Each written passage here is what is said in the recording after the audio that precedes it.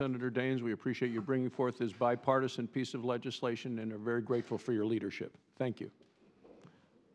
We'll now hear from our witnesses.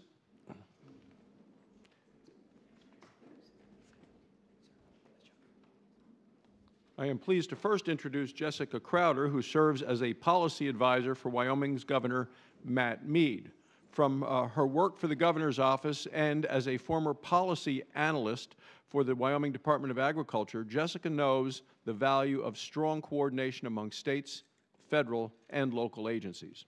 Jessica holds a bachelor's and master's degrees in range management, during which she studied post-fire activities, including grazing, following prescribed fire during summer months. Jessica is a key member of the governor's task force on forests, which concluded January 2015, and she continues to work closely with me and my staff to develop forestry solutions for Wyoming. Jessica wears many hats and offers a unique perspective on the way fire affects forest health. Jessica, I appreciate you making the trip to be with us today. I look forward soon to hearing your suggestions for improving forest health for the next generation. In addition to Ms. Crowder, we have Mr. Lawson Fite, who is the General Counsel for the American Forest Resource Council. We appreciate you being here today. And Mr. Colin O'Mara, good to see you again, President and CEO of the National Wildlife Federation. I'd like to remind the witnesses that your full testimony will be made part of the official hearing record today. Please try to keep your comments to 5 minutes so that we may have time for questions. Ms. Crowder, please begin.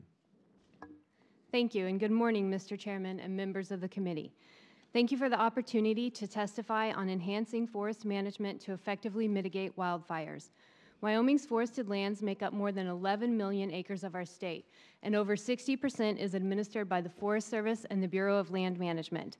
Federal impediments to active management have negatively affected Wyoming's economy, natural resources, private property, and human health.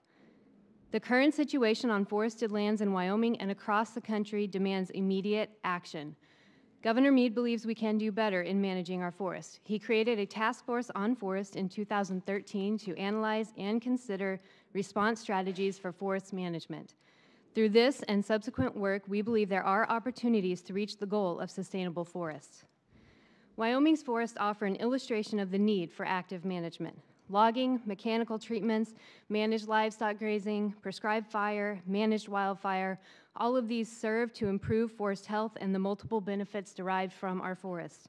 Despite this knowledge, we have not been able to fully implement active management at a landscape scale, and the results are concerning. Over the past 20 years, aerial detection surveys have mapped over 4.6 million cumulative acres of trees killed by insect and disease in Wyoming alone. Catastrophic wildfires and the cost to fight wildfires have increased across the West. Unmanaged forests impact the ecosystems and essential benefits they provide. Dead trees pose a hazard for humans. Downed trees make it difficult for people and animals to use an area. Forage for livestock and effective wildlife habitats are reduced. It is difficult to access areas for treatment, for livestock management, or for recreational pursuits such as mountain biking, hunting, and hiking. Forests impacted by insects and disease also make firefighting difficult. 2017 has been an average year in terms of wildfires for Wyoming. Unfortunately, this is not true for several western states.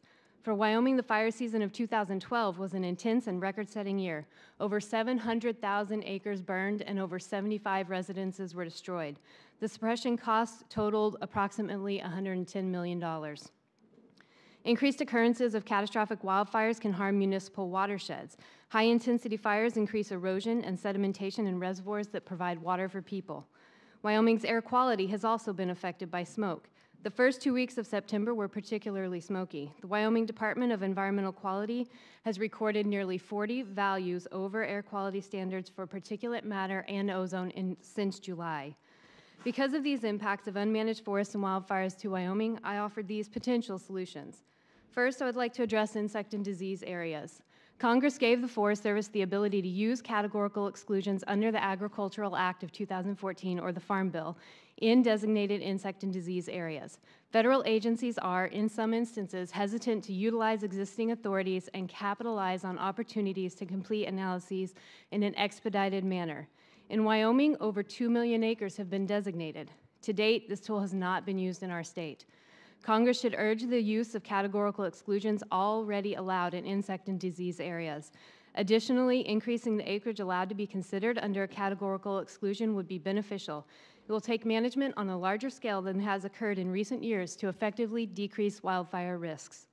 Second, Wyoming has worked to increase partnerships with both the Forest Service and the BLM. The permanent authorization and expansion of Good Neighbor Authority in the Farm Bill is important for getting more work done on the ground. This work contributes to proactive management and decreased potential for large, intense fires. However, the Farm Bill does not allow permanent roads to be reconstructed under Good Neighbor Authority, and these roads are often necessary. We recommend removing this provision. And finally, I'd like to discuss the National Environmental Policy Act. NEPA was enacted to fulfill a specific purpose. It is a procedural statute designed to disclose impacts and assist federal agencies in making decisions. Yet NEPA has evolved into a cumbersome and costly process. Analyses often contain unnecessary information in an effort to guard against or answer possible litigation. A change in the NEPA process through legislative action and agency action is necessary. My written testimony contains simple suggestions for improving NEPA.